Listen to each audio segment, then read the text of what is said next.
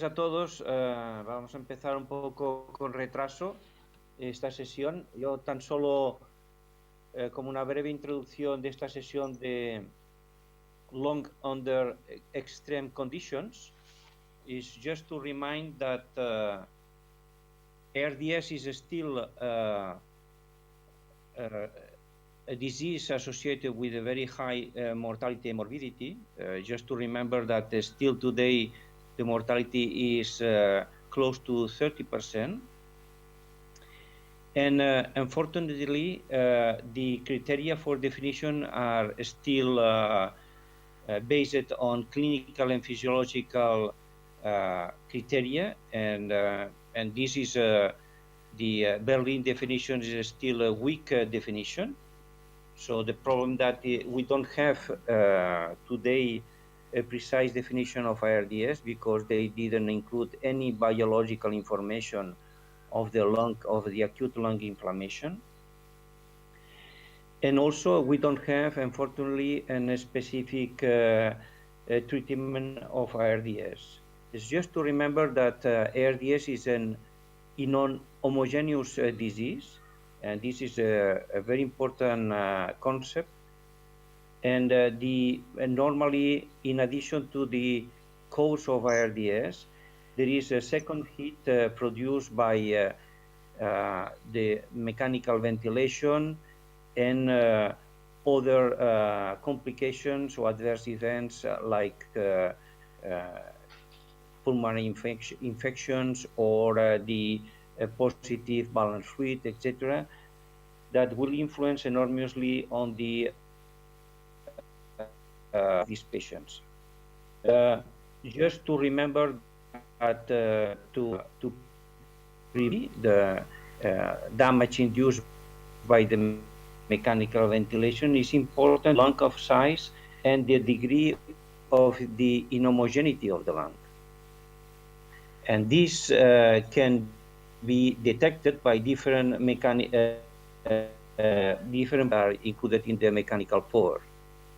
That means that one recommendation to keep the lung homogeneous as possible, to homogeneous distribution of the ventilation, and to try to prevent the volutrauma, because volutrauma is more important than the atelectrauma in these patients. And just to start with this session one, where we will cover different topics on the extreme conditions. The first talk will be by Jose Angel Lorente from Getafe, Madrid. He will present the extreme inhaled injury and what should be done and what should be known. And then will be followed by the Gaston Murias from Buenos Aires, Argentina, that he will present data on fighting with ventilator and the asynchrony, the relevance of asynchronies in the lung. And finally, Dr. Pacheco Fortuna from Portugal, he will also talk about the new mode of mechanical ventilation. At the end of these three presentations will be, if it's possible, we will have time for some questions and discussion.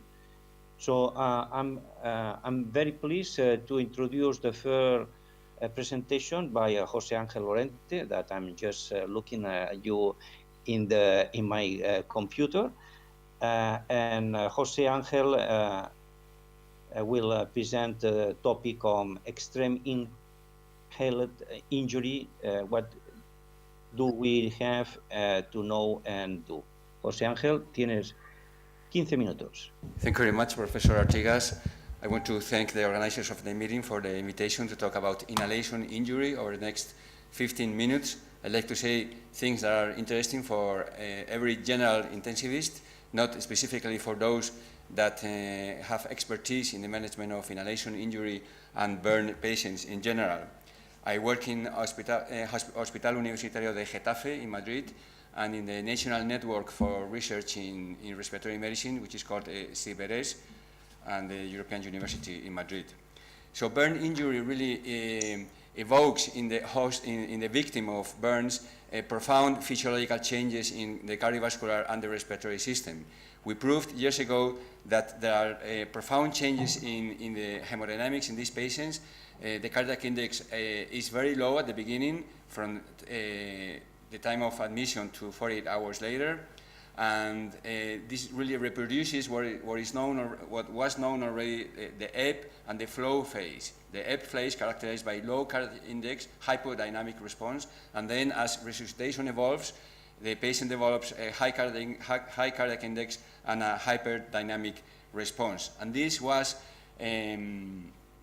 accompanied also by changes in the gut perfusion. At that time, by gastric tonometry, we were able to measure the intramucosal PCO2 and proved that there was intramucosal gastric acidosis, indicating that the gut was really hypoperfused, at least during the first hours after injury. And these changes were more marked in patients who subsequently died as compared to patients who survived. You see a lower cardiac index in patients that are non-survivors as compared to survivors. So, and the relationship with oxygen delivery with mortality has been shown by other studies, like in this study by Holm in 2000, in which she showed that mortality was 100% of patients who had oxygen delivery less than 600, as opposed to a very low mortality rate for patients with oxygen delivery higher than 1,000 milliliters per minute per square meter. So inhalation injury, which is the topic today, is related to organ dysfunction, and several studies like this one from 2003, studying a large number of burn patients, showed that several factors like full thickness burn size, age, and inhalation injury were associated with the development of multi-organ dysfunction after burns. They developed a scoring system for the quantification of organ dysfunction, similar to the SOFA score, and by using this, they, in this study, proved that patients with a higher score, with a higher degree of organ dysfunction, had more often inhalation injury, 34% of these patients, as compared to patients with lower degree of organ dysfunction, for whom only 12% had inhalation injury. So the concept that inhalation injury is related to organ dysfunction, patients with inhalation have more often organ dysfunction, is really in the literature already. And in this study, in a multivariate analysis, they proved that, or they found that inhalation injury was with an odds ratio of 2.6 related to the development of organ dysfunction. We also showed in another study a very interesting finding, which really supports the old concept that these patients, after burn, have first the resuscitation phase, characterized by hemodynamic instability, followed by a phase of stability during the first week, from day 2 to day 7, which is called the calm before the storm. And then the storm, which comes after the first week. Surgery starts, sequential surgical interventions, higher risk of sepsis and organ dysfunction. And we really supported this concept that was in the literature from before by showing that the SOFA score increased both in survivors and non-survivors during the resuscitation phase from day 0 to day 4. So all patients get worse, but some non-survivors get even worse than as compared to survivors. During the second part of the first week, there was the calm before the storm. Organ dysfunction really didn't change in non-survivors, although it improved a negative delta SOFA score in patients who later survived. So this gives us the opportunity to really try to prevent this worsening of organ failure in patients who non-survive, because this happens already after day 4. So the patients are already in the ICU, and we may be able to interfere with this worsening after the resuscitation phase, trying to improve their survival rate. This is the typical appearance of the patient who comes with inhalation injury, facial burns, burns in the eyelashes, in the eyebrows, in the nostrils, and really a situation in which if we were to intubate this patient at this point, intubation would be probably impossible. That's why we have to intubate these patients before they develop this situation, this edema, which is due to the burn, but also due to the resuscitation. So right after burn, this is not so marked, and we might be able to intubate this patient, but not after they develop this degree of edema. So intubation has to be really early when we suspect inhalation injury, and this is how these patients look after a few hours after the burn. And if you do a bronchoscopy in the severe cases, you see the carbonaceous material, the soot, which corresponds to the inhaled air at very high temperature, and the inflammatory response that evokes in the lower airway. And this really is associated with many complications that I will say in later. And this is really the key slide of the presentation. We have to understand that when we talk about inhalation injury is not only a single syndrome. It is really 3 different syndromes with 3 different mechanisms and 3 different treatments and 3 different impact on mortality. First, we have the thermal injury to the upper airway. The upper airway is a very effective temperature exchanger. So the temperature might be at 300 degrees in the atmosphere in the burn, and then due to the function of the oropharynx, when air gets to the lower airway, temperature is only 50. So the thermal injury is limited to the upper airway. When we say this patient has a burn in the lower airway, this is not correct, because in this case it's an inflammatory response. The thermal injury is only limited to the upper airway. So in the oropharynx, the mechanism is thermal injury, and what we see is obstruction of the upper airway. This syndrome by itself has very low impact on mortality. Treatment is intubation. When edema decreases, we extubate the patient, usually after a few days, 4, 5, or 7 days, and there is no really impact on mortality. Then we have the involvement of the lower airway, and this is not thermal injury.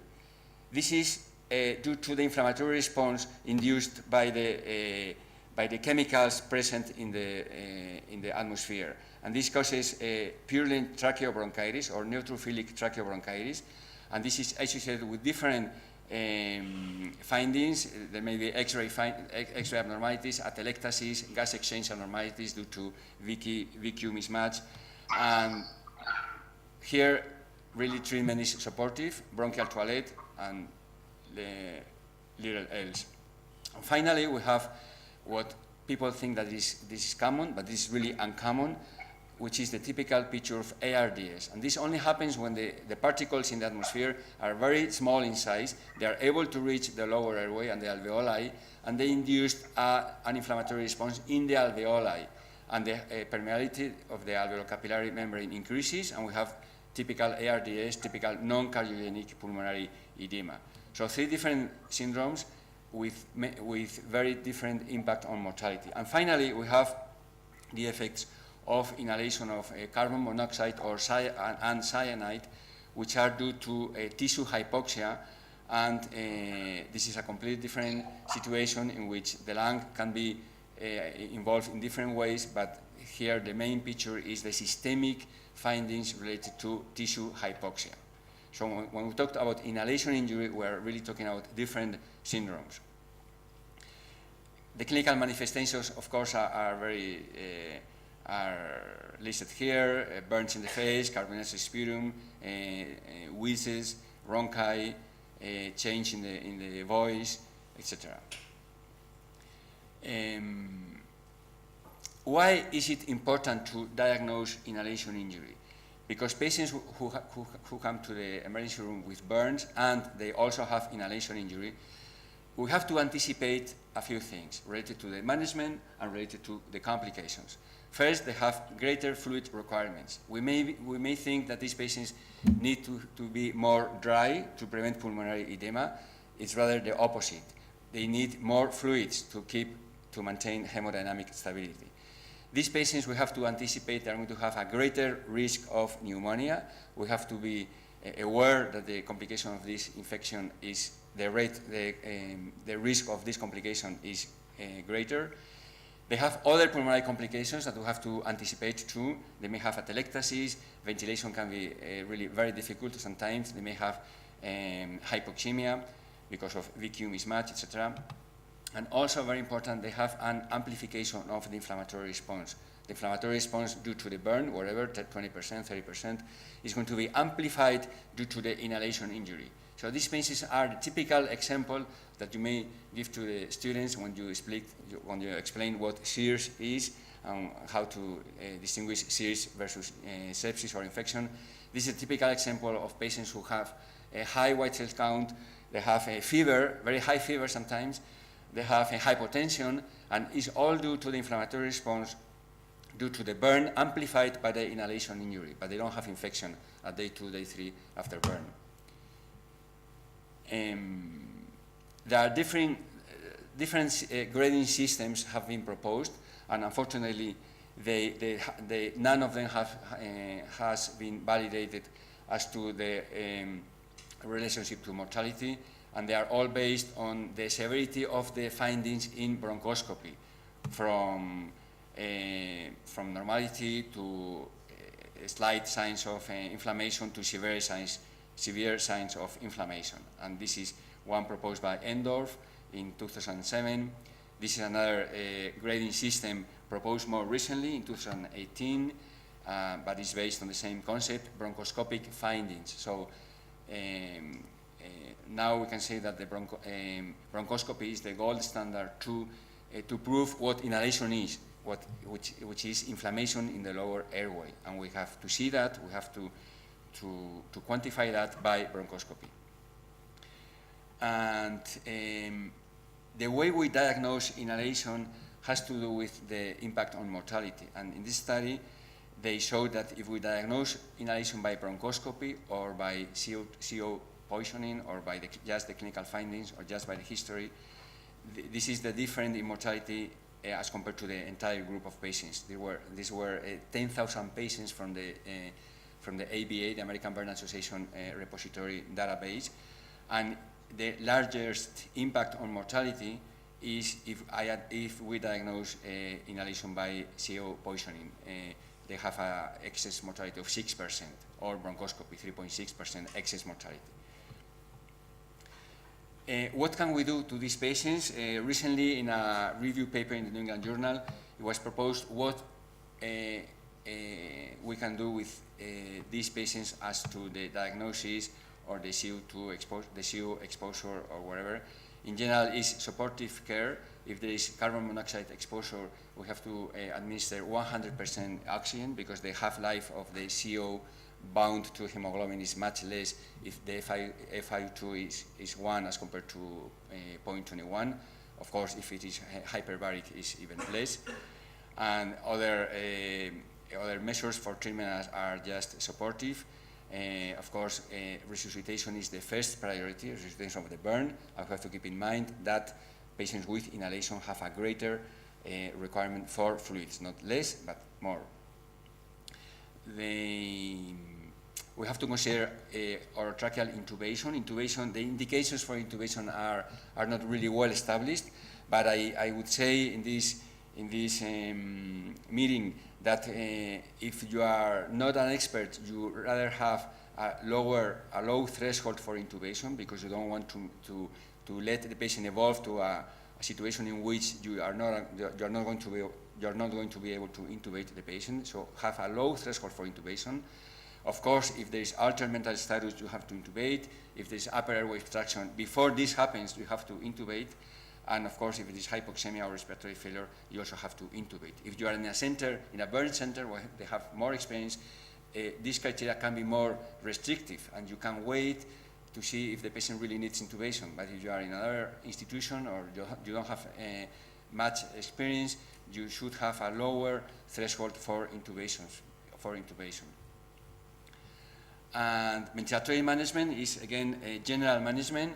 We want to avoid overdistension, as we do in general in acute lung injury. We want to, of course, give the lowest possible FiO2, and there are some ventilatory modes for which there is some evidence that they might be helpful in patients with inhalation injury, which is high-frequency percussive ventilation and upper and airway pressure release ventilation. These modes could be effective, particularly in this condition, in inhalation injury. But in general, ventilatory management is the same as in other types of acute lung injury. And finally, we proved, and this is an interesting issue, that really and the other papers proving the same thing, that probably the increased fluid requirements in these patients are not due to inhalation, but probably just to mechanical ventilation. And related to this, we proved a few years ago that the worst prognosis that these patients have, if you in the multivariate model include the requirement for mechanical ventilation, is really due to the mechanical ventilation and not to the inhalation injury. And this study, in which we compared, we did a multivariate analysis to see factors related to mortality in a derivation set and in a validation set, a large number of patients, only from our institution in Getafe.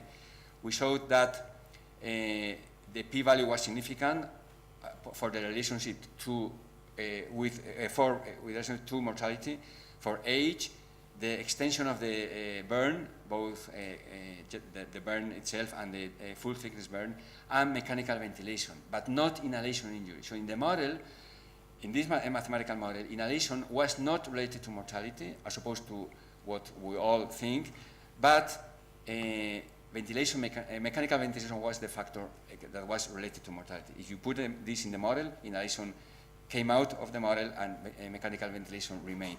So really the damage, the damage that we're doing to these patients with mechanical ventilation that they might require, of course, and this is why that's why we give this treatment, is the factor that is related to mortality rather than probably inhalation itself. So to finish up, just to remember the things that we can do to these patients, of course, oxygen, bronchial toilet, postural changes, physiotherapy, some treatments that are somewhat investigational, like N-acetylcysteine or inhaled heparin, and of course we have to keep our first priority in the management in the management of these patients in their resuscitation. Fluid resuscitation is what is going to keep these patients alive until they overcome the resuscitation phase and they are able to go into the phase in which they are going to be operated on in different sessions. So thank you very much. I think now we need to continue the program because it's very late. And next speaker will be Gaston Murias from Buenos Aires, Argentina. And Gaston, he will present the ventilator. I am sure that he will present data on the asynchronous. Gaston, it's your time. Please try to be on time for 50 minutes only. I'm Gaston Murias from Argentina. I'd like to thank the organizer for the invitation to share this space. I have to talk about patient ventilator desynchrony, an issue that in the last decade has been increasingly in the focus for several reasons.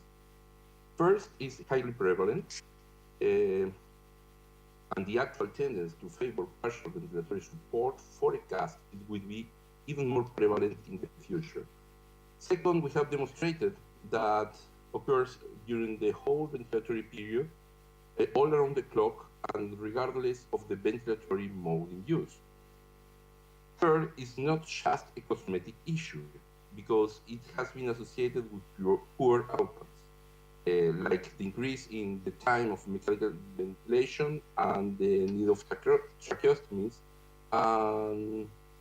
In our series, the biggest published up to date, it was also associated with both ICU and hospital mortality.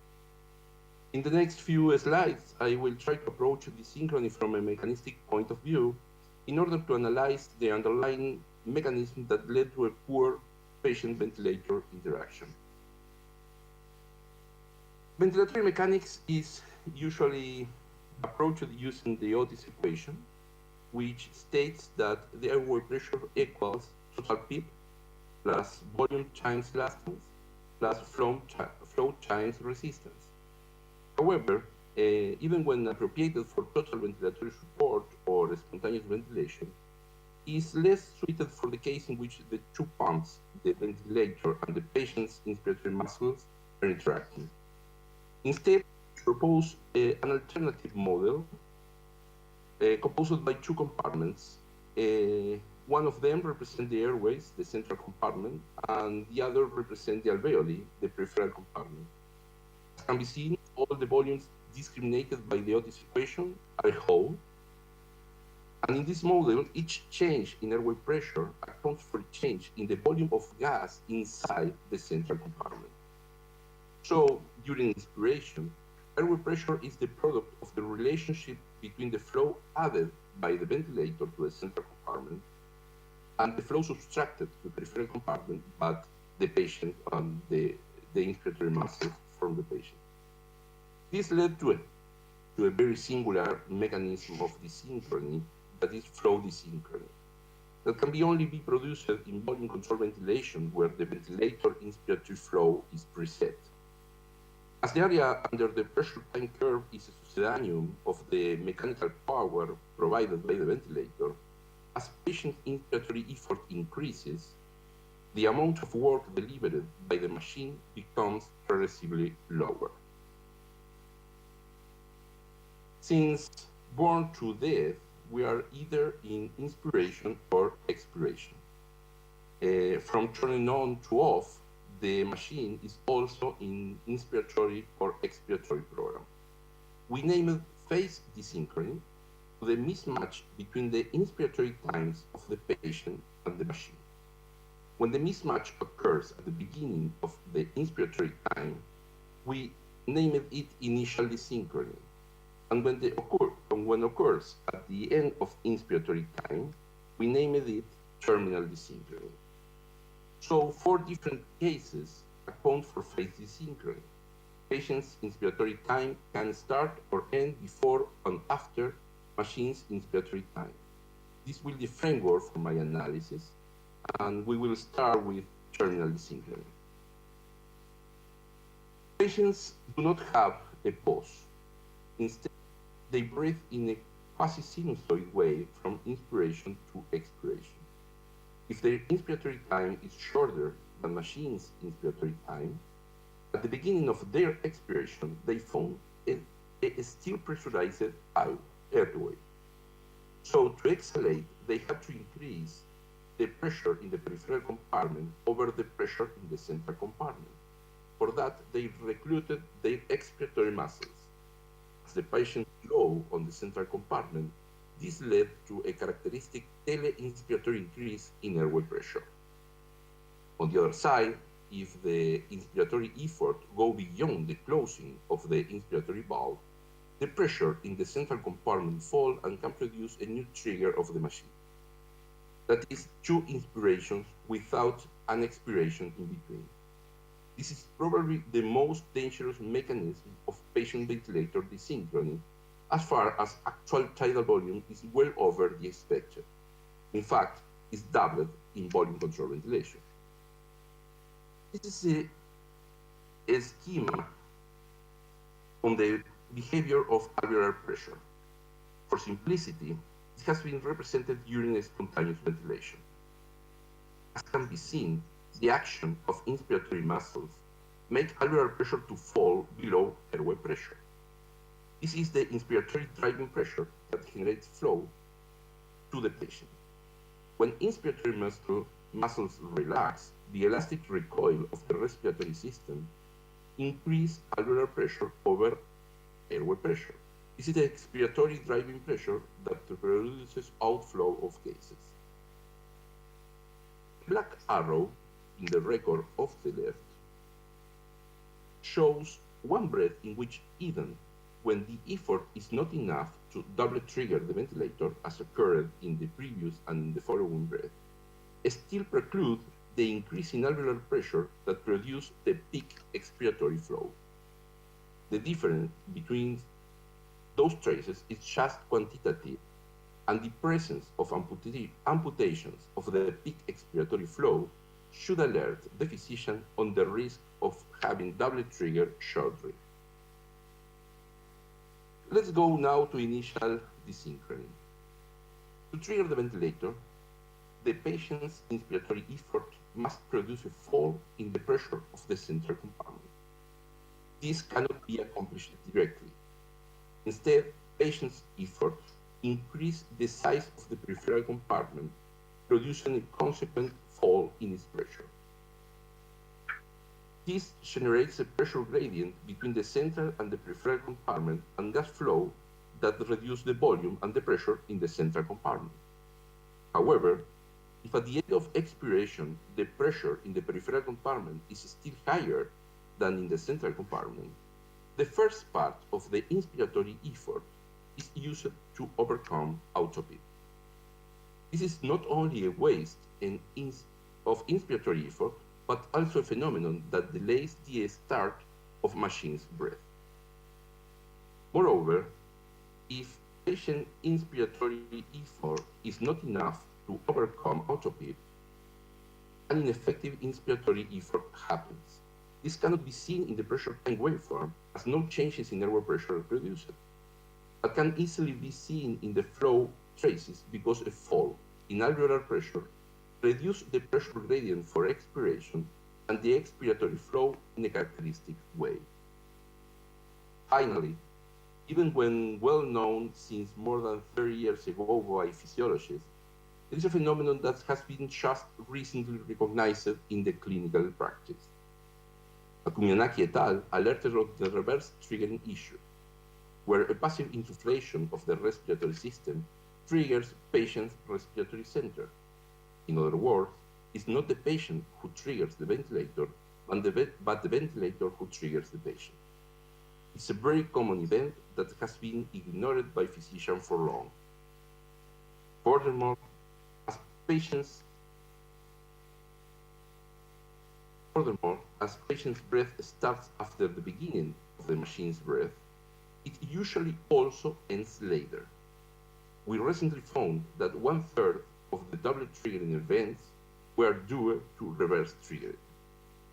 In conclusion, patient ventilator desynchrony is a frequent problem that has been associated with poor outcomes. I strongly believe that to solve these issues at the bedside requires the understanding of the underlying mechanisms of the poor patient-ventilator interaction. Thank you very much. Thank you very much, Gaston, for your to be on time and for your excellent presentation. And I think now it's time to move to the last talk by Pacheco Fortuna from Portugal, that he will introduce the information on new modes of mechanical ventilation. Hi, hello. Good morning or good afternoon, depends where you are. Thank you very much for the opportunity, and congratulations to the organization for this big event. I was asked to talk about new ventilator modes, and I'm just opening my presentation.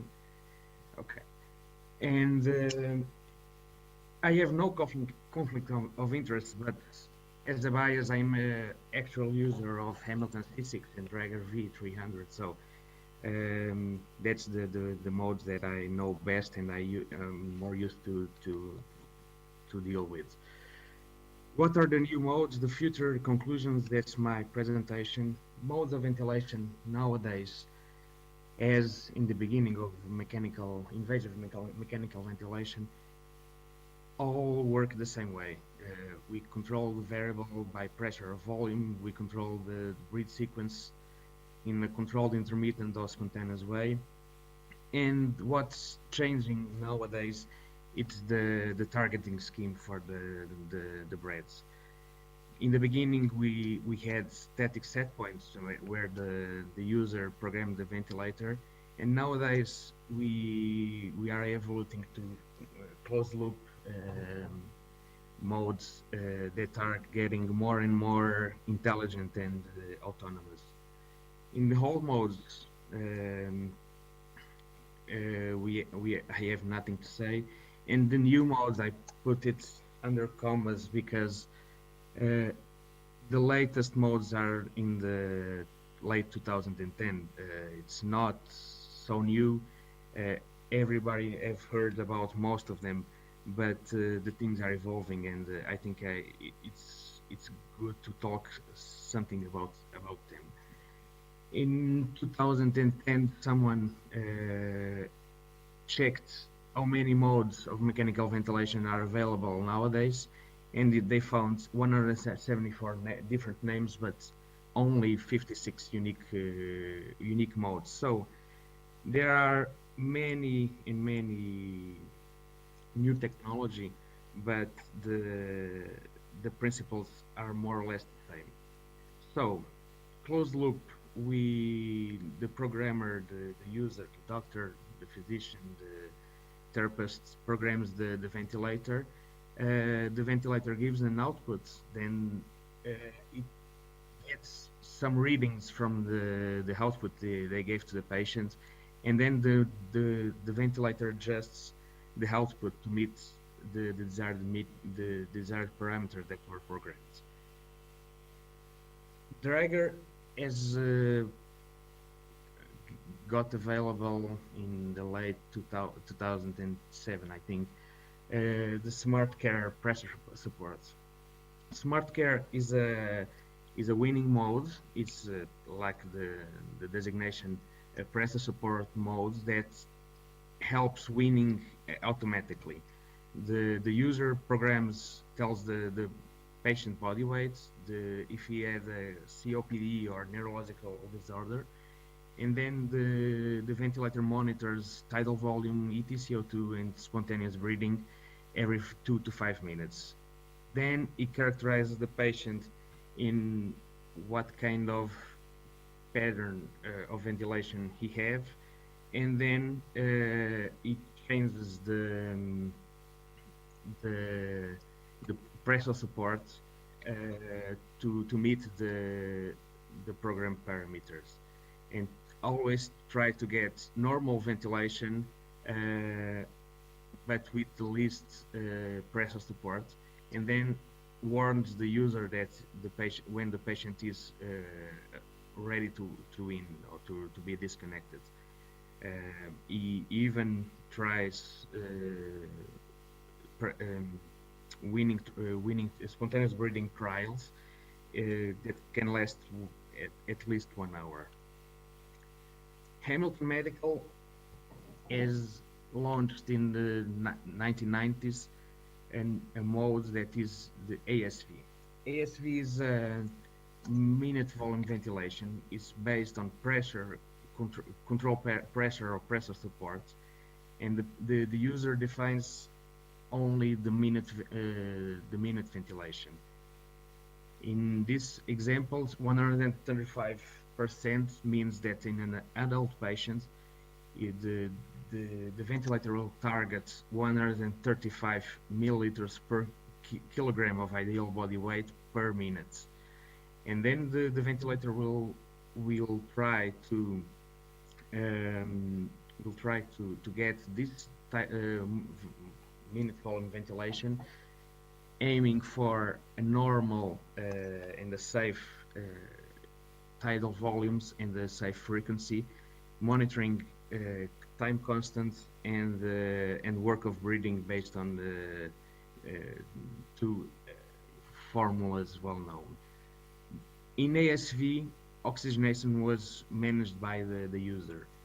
Nowadays, Hamilton implemented the IntelliVent ASV that gathers the information on EtCO2 and SpO2, monitors time constant, respiratory rate, and tidal volume, and adjusts all the parameters. In this example, we have the ventilator monitoring EtCO2 and respiratory rates. The patient is active, so the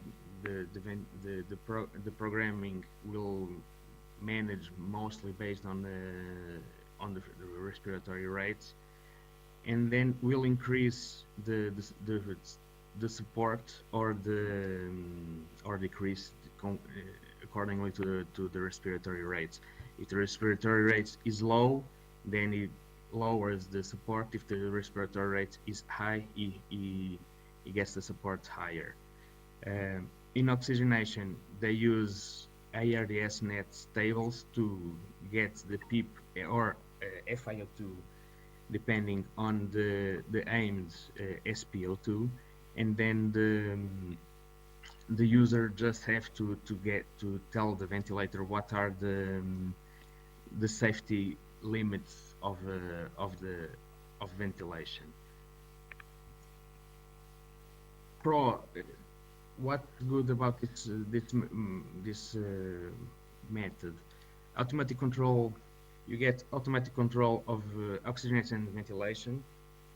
You get safety measures because it gets constant monitoring of time constant and worker breathing.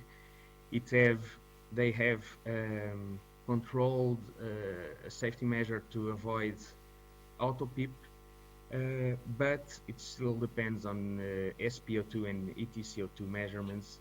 EtCO2 can have a great gap with PCO2, but in this case you can calibrate the measurements.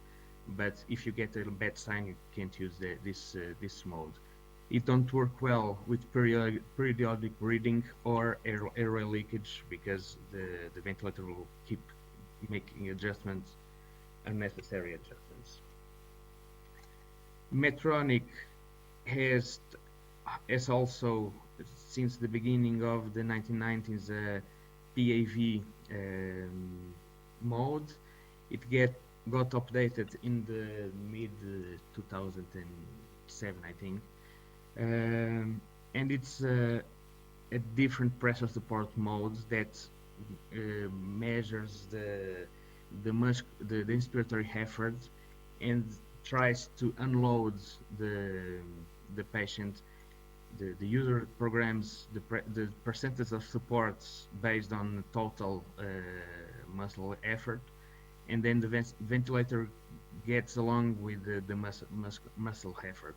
So the curve will not be as pressure support high pressure curve, but the progressive increase of pressure, and the top pressure will be in the hand, like the respiratory effort of the patient. PAV Plus gets an inspiratory pause every 5 to 8 breaths to calculate resistance and elastance and to get a greater accuracy on the measurement of the inspiratory effort. It gets greater synchrony. It's proportional to the patient effort. As it lowers the patient effort, there is one paper that tells that the patient has better sleep quality, and the patient gets more time in spontaneous ventilation. It depends on pneumatic triggers. It's only available for active patients. Compliance and resistance must be known, and there is a risk of runaway if the compliance and resistance are overestimated. The inspiratory time can be greater than the patient needs. NEVA, it's an old, not so new mode, but it's also a closed loop. We measure the phrenic nerve electric activity, and we titrate the support we gave based on the electric activity directly measured. It's greater synchrony. You don't have over resistance. It's a great tool in non-invasive ventilation, and it can measure, monitor weaning capability of the patient. It's just a spontaneous and effective. So, evidence. In this setting, it's very difficult to make comparative studies because there are many different ICU settings with more or less physician staffing or more or less autonomy of the nursing staff. The great study about this kind of closed loop modalities was a Cochrane review in 2014 that tells us that basically the automated closed loop systems may result in reduced duration of weaning, ventilation, and ICU stay, but there is a great heterogeneity between trials, so more trials will be needed to achieve a greater significance. So the future, we set in the past we set the modes and we used to monitor the outcome. In the future, we set the outcome and monitor the mode. We will need more accurate feedback sensors. We should have more parameters measured and new evidence is being made on safety parameters, and we will get to more individualized ventilation based on this sensor and this feedback. So in conclusion, there is some evidence that closed loop modes reduce the duration of ventilation, the duration of weaning, and the ICU length of stay, but the modes are getting more and more automated without compromising safety and increasing comfort to the patient. Thank you very much. Thank you very much for your excellent presentation. I think now it's time for discussion on by and Dr. Cordoba. Dr. Artigas, good morning everyone. We have only one question in terms of the time. We are some late, and the question is for Dr. Fortuna and the doctor from Buenos Aires. How the new modes can influence the outcomes and hard outcomes in terms of reduce the length of stay of mechanical ventilation patients and mortality, because we have outcomes in terms of synchrony, but how the new modes can influence or how can help in reduce the strong outcomes in patients in critical care. The new modes don't do anything that the doctor want to do based on the actual evidence that is available. What could help is that because with less and less staffing of the ICUs and more work, it can help to get a more secure and more fast weaning of the patients. What the ventilator do in the automated modes is what all of us do in every day of work. So in better synchrony, better weaning, and greater adjustments to keep in the safe zone, will have the patient less time in the ventilator. Is proved by every aspect.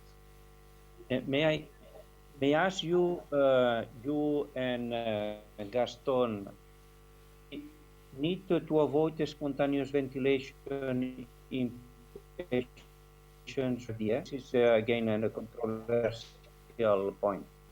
Now, I'm just asking to you and Philippe if we need the spontaneous with RDS. There is also not improving outcome, although increase the probably decrease by increasing also the damage of the lung. I think Antonio is a balance, at the first part of the ventilatory support, where the lung is so inflamed and so on, maybe you can keep the lung at rest and use a ventilatory setup that has been demonstrated to reduce mortality. However, at the recovery part of the ventilatory support, where the objective is more to reduce the time of ventilatory support, maybe you can allow patients to breathe spontaneously with the new mode, probably, that favors synchrony. I think both responses are correct. Yes, I agree with Gaston. Probably, if in an early phase, if you put the patient on pressor support, the patient will be in distress and the effort of breathing would be so much. In a late phase, I personally like to awake the patients as early as possible to have them cough, to have them recruit the lung, and when pressor support is, I think it's the greatest mode. Probably most of this data come from the driving pressure. Because when the patients start breathing by themselves, the driving pressure gets higher. But if the patient makes the effort for respiratory, inspiratory effort, probably the phase, the increase of driving pressure is not so important. So I agree with Gaston. Do you think this is a very short question for all of you? Do you think that in the future it will be necessary to include a biological monitoring of the air? Because the problem is that we have only information on lung mechanics, but information on the physical effect of this mechanical ventilation. Probably yes. The values like calorimetry and other biological markers can give us more information about the work of breathing, more accurate information about the work of breathing, and what we are doing to the lung. And I think it's one of the sensors I think will have to be developed. Okay, I think Pablo, I don't know if we have more time for these questions, but probably it's time to close this session. One question, please. Thank you very much for all the... Sorry, Dr. Artigas. For the excellent presentations. One question for Dr. Lorente. The question is simple. I always wait that inhalatory injury gets bad results, but it's not so. I want to know why. Why not inhalatory injury gets bad results? Well, when we speak about inhalation injury, we really are speaking about different things that have different pathophysiology and different association with mortality. So if the injury is limited to the upper airway, which is of thermal origin, is only thermal injury to the upper airway, this really causes upper airway obstruction, and it doesn't really have an impact on mortality. But if the products of combustion of the air in the burn get to the lower airway and they induce an inflammatory response in the lower airway, this really has a stronger effect on mortality, and mortality of these patients is much higher as compared to patients with the same burn but without inhalation. And thirdly, you can have typical ARDS. So if the particles of the air get to the alveolar capillary membrane, they can induce there an increase in permeability and induced ARDS. And this is really the worst scenario in which the complication is really more severe. So if you have inhalation injury, we usually refer to tracheobronchitis, And in these cases, they may have gas exchange abnormalities. X-ray is normal. This is interesting. You don't expect these patients to have an abnormalities in the X-ray, and unless they develop complications such as atelectasis, but they still may have hypoxemia. They may be difficult to ventilate, and these patients have a much greater mortality rate.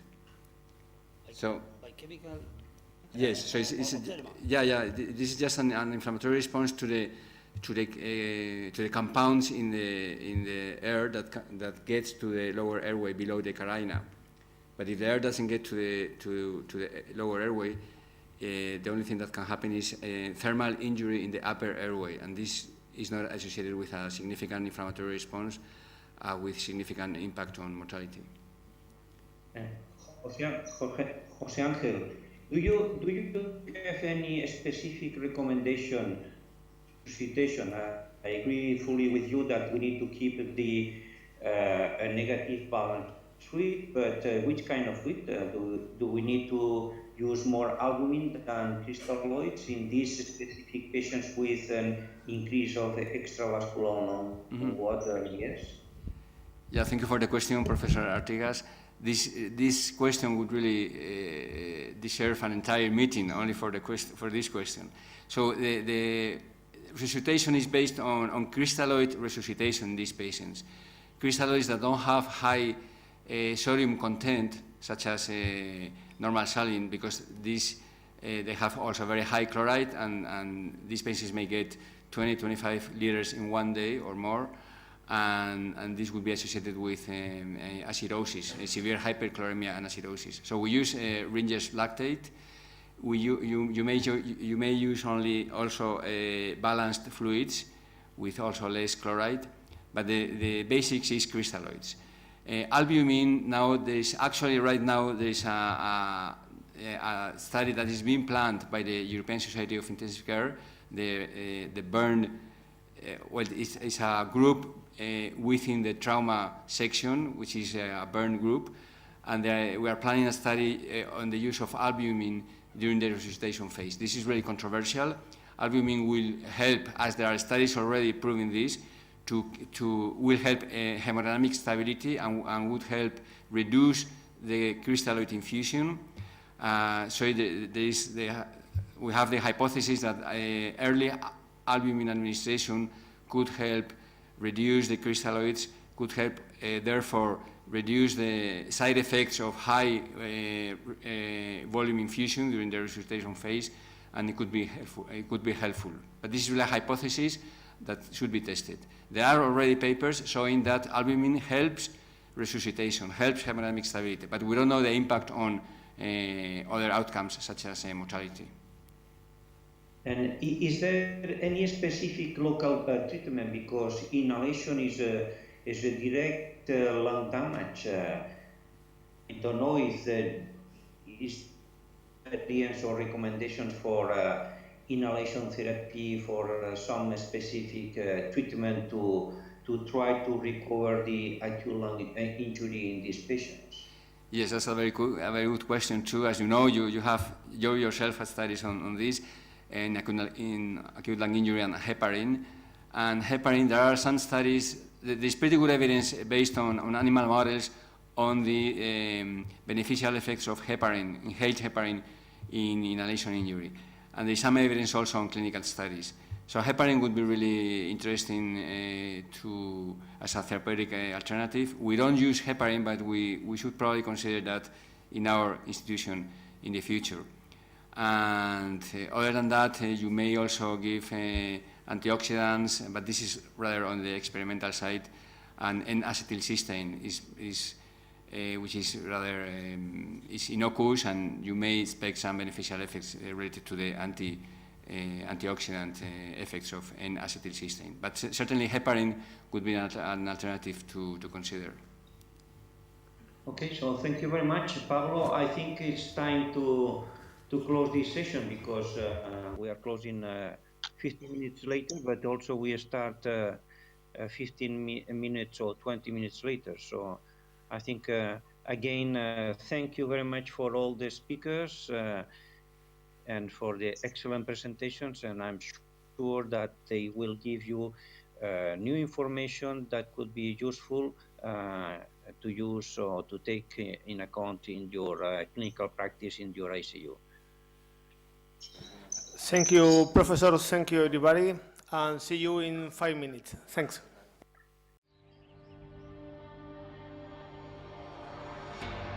Do more. Feel better. Live longer. At GSK, we have a very special purpose, but we live in a challenging and uncertain world where even more is expected of us. We're on the brink of a seismic shift in the world's aged population. Troubling news over rising costs and their impact on patients. Our opportunity has never been greater. Science and technology is rapidly transforming our understanding of disease, and there is ever more demand for innovation. To become one of the world's most innovative, best performing, and trusted healthcare companies, we must respond.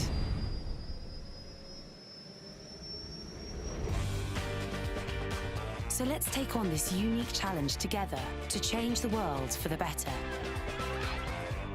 By having the courage to push the boundaries of research, harnessing our breakthrough science to bring needed quality healthcare products to more people, partnering with those who share our values to go even further.